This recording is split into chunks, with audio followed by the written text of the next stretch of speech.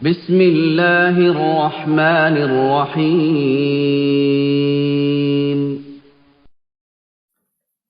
نحمد و نصلی علی رسول الکریم، اما بعد۔ عزیز ناظرین، قرآن کریم سے محبت کرنا، قرآن کریم کو اپنی زندگی میں لانا، قرآن کریم کے الفاظ، قرآن کریم کے آیات، قرآن مجید کی صورتوں سے محبت، یہ انسان کو دنیا اور آخرت میں کامیابی کا ایک اہم ترین ذریعہ ہے۔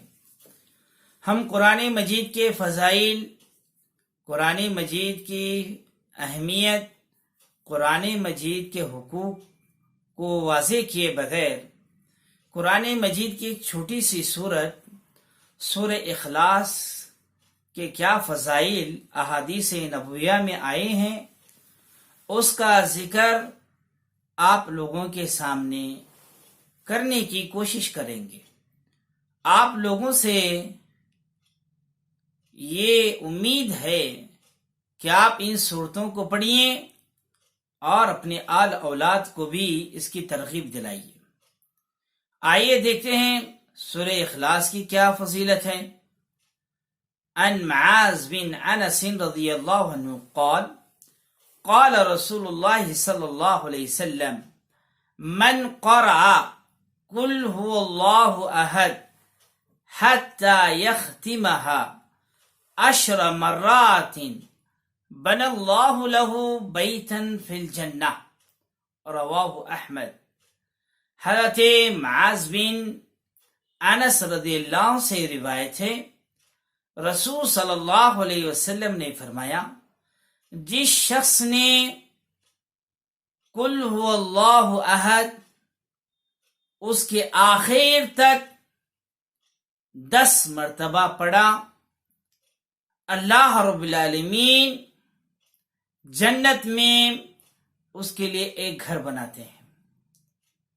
پہلی بات ہمیں اس حدیث سے یہ واضح ہوئی، سورہ اخلاص کو روزانہ 10 مرتبہ پڑھنے سے رب کریم انسانوں کے لیے جنت میں ایک گھر بناتے ہیں۔ آئیے اس سورہ کی دوسری فضیلت احادیث میں اس طرح سے آئی ہے۔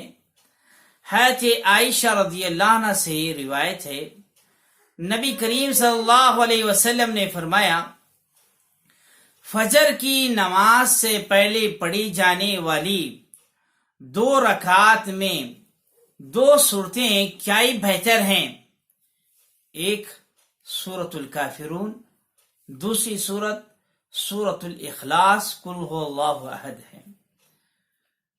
تیسری فضیلت احادیث میں اس طرح سے آئی ہیں، حضرت جابر رضی اللہ عنہ سے روایت ہے، رسول صلی اللہ علیہ وسلم خانہ کعبہ کے طواف کے بعد آپ 2 رکعت نماز پڑھتے تھے۔ طواف کی 2 رکعتوں میں پہلی رکعت میں سورۃ الکافرون، دوسری رکعت میں سورہ اخلاص پڑھتے تھے۔ آئیے عزیز سامعین، احادیث میں سورہ اخلاص کی یہ بھی فضیلت آئی ہے۔ ابی بن کعب رضی اللہ عنہ سے روایت ہے، رسول صلی اللہ علیہ وسلم وتر کی نماز کی پہلی رکعت میں سورۃ الاعلی، دوسری رکعت میں سورۃ الکافرون، تیسری رکعت میں سورۃ الاخلاص قل اللہ احد پڑھتے اور آخر ہی میں سلام پھرتے تھے۔ آئیے 5ویں حدیث حضرت عائشہ رضی اللہ عنہ سے روایت ہے، نبی صلی اللہ علیہ وسلم نے ایک مرتبہ ایک لشکر آپ نے بھیجا، اس کے قائد کو آپ نے امیر بنایا، اور وہ جب بھی نماز پڑھاتے تھے اپنی نماز کو سورہ اخلاص پر ہی ختم کرتے تھے۔ جب وہ واپس آئے، آ کر اللہ کے رسول صلی اللہ علیہ وسلم سے ذکر کیا کہ یہ صحابی رسول جب بھی نماز ختم کرتے ہیں سورہ اخلاص پر ہی ختم کرتے ہیں، کیا ماجرا ہے؟ اللہ کے رسول صلی اللہ علیہ وسلم سے ذکر کرنے پر آپ نے فرمایا، انہی صحابی سے، اسی شخص سے آپ پوچھیے۔ جب ان سے پوچھا گیا تو انہوں نے کہا، اس میں رحمان کی صفت ہے اور میں اس کو پڑھنا پسند کرتا ہوں۔ اللہ کے رسول صلی اللہ علیہ وسلم نے جب یہ سننے کے بعد آپ نے جواب ارشاد فرمایا، تمہاری اس سے محبت اللہ رب العالمین کی محبت کو واجب کرتی ہے، اللہ بھی تم سے محبت کرے گا۔ دیکھیے سورہ اخلاص کو پڑھنا اللہ رب العالمین کے محبوب بندوں میں اللہ کے محب ہونے میں ہے۔ آئیے اور ایک حدیث سامعین، حضرت ابو درداء رضی اللہ عنہ سے روایت ہے، اللہ کے رسول صلی اللہ علیہ وسلم نے صحابہ اکرام سے عرض کیا، کیا تم میں سے کوئی شخص ہر رات کو 1/3 قرآن پڑھے گا؟ صحابہ اکرام نے فرمایا، اللہ کے رسول 1/3 قرآن کیسے پڑھ سکتے ہیں؟ آپ نے فرمایا، سورہ اخلاص یہ تعدیل ثلث القرآن، سورہ اخلاص 1/3 قرآن کے برابر ہیں، اس کو پڑھیے، 1/3 قرآن پڑھنے کا ثواب ملتا ہے۔ رات میں سونے سے پہلے نبی صلی اللہ علیہ وسلم سورہ اخلاص پڑھے بغیر نہیں سوتے تھے۔ آئیے حدیث سامعین، اس کی 7ویں فضیلت حضرت ابو ہریرہ رضی اللہ عنہ سے روایت ہے، آپ صلی اللہ علیہ وسلم نے ایک شخص کو قل هو اللہ احد پڑھتے ہوئے سنا اور آپ نے کہا واجب ہو گئی۔ حضرت ابو ہریرہ رضی اللہ عنہ نے فرمایا، کیا واجب ہو گئی؟ آپ نے فرمایا، اس کے لیے جنت واجب ہو گئی۔ دیکھیے سورہ اخلاص پر جنت مل رہی ہے انسان کو۔ اتنا ہی نہیں، حضرت انس بن مالک رضی اللہ عنہ سے ایک روایت مروی ہے، مسجد قباء میں ایک شخص کو لوگوں نے امامت کے لیے رکھا۔ وہ لوگوں کی جب بھی امامت کرتے تھے سب سے پہلے سورہ اخلاص پڑھتے تھے، پھر اس کے بعد دوسری سورت پڑھتے تھے۔ جب لوگوں نے کہا ان سے، یا تو تم سورہ اخلاص ہی پڑھو یا کوئی دوسری سورت پڑھو، کیا تم یہ سمجھتے ہو کہ سورہ اخلاص پڑھے بغیر نماز نہیں ہوتی؟ اس امام صاحب نے کہا، میں سورہ اخلاص پڑھوں گا، اگر تمہیں میری امامت پسند ہے تو مجھے رکھیے، اگر نہ پسند کرتے ہو تو مجھے چھڑا دیجئے، نکال دیجئے۔ لوگوں نے دیکھا وہ سب سے زیادہ متقی، سب سے زیادہ پرہیزگار، اللہ سے ڈرنے والے تھے۔ لوگوں نے ان کے علاوہ دوسروں کو نکالنا پسند نہیں کیا۔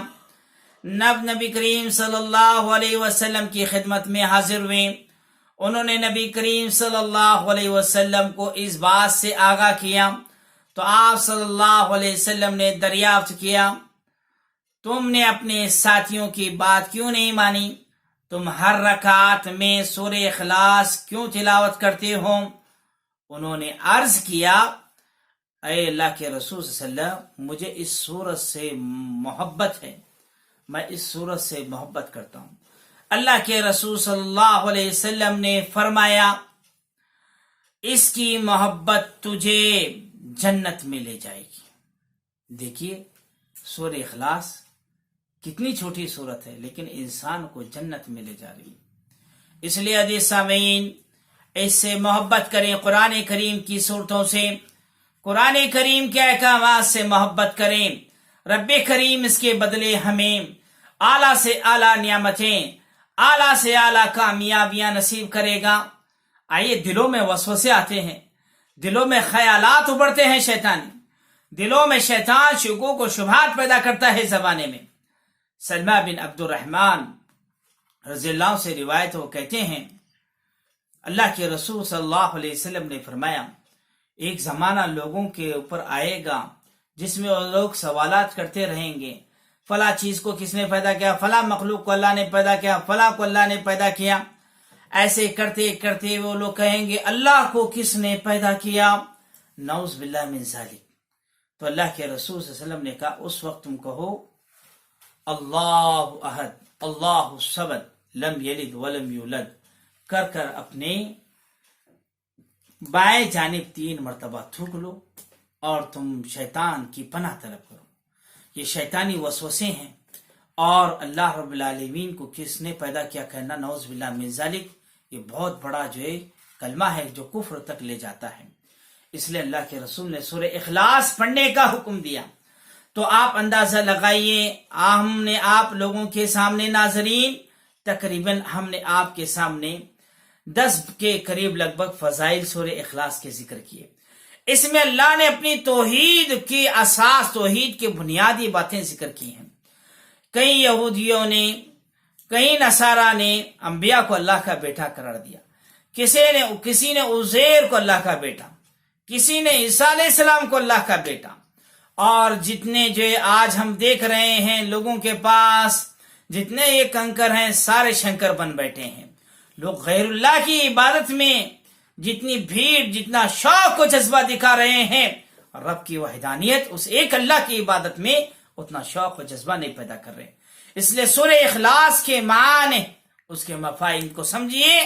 اللہ ہمیں توحید کی توفیق دے گا، اور اللہ نے دنیا کے سارے باطل معبودان باطلہ کی اللہ نے اس صورت میں تردید کر دی۔